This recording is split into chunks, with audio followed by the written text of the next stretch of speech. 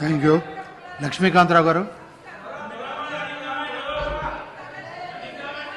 Dear panel speaker, sir, I would like to celebrate this historical judgment which has come in favor of bifurcation of SC Madigas, along with each and every Madiga in this state and also the states which this judgment applies. I sincerely want to thank the able leadership of Shri Revanth Reddy Garu, CM, who has taken the special attention to resolve this issue by constituting an able and brilliant team of advocates to defend and represent the rights of Madigas in the Supreme Court, sir. I was part of a delegation which was led by Shri Damodar Raj Narasimha Garu, and we had detailed discussions with the team of the Supreme Court advocates and expressed the real reason for the bifurcation of the Madigas, sir. Sir, I'm so elated to hear this landmark judgment. It's a historic moment as the Supreme Court, which has pronounced, upheld the power of states to subclassify reserved category groups, that is the scheduled castes and scheduled tribes, into different groups based on their backwardness for extending the benefits of reservation.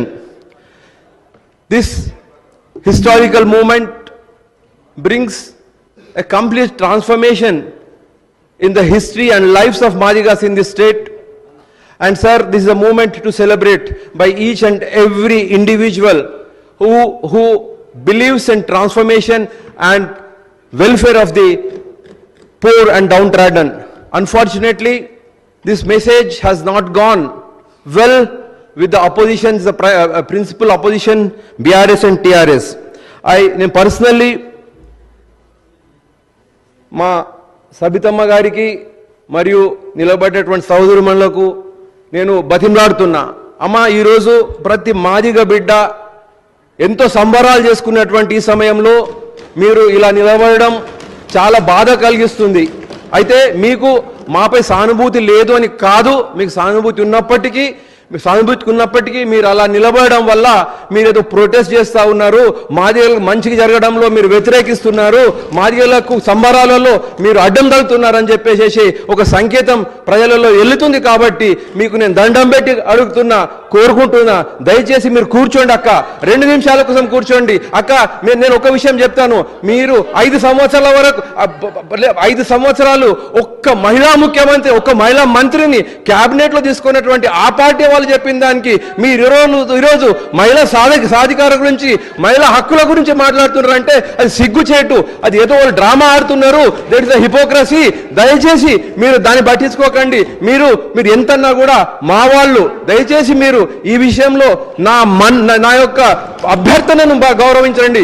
దయచేసి అభ్యర్థన గౌరవించి ఈ పండుగ వాతావరణంలో మీరు కనీసం పండుగ వాతావరణంలో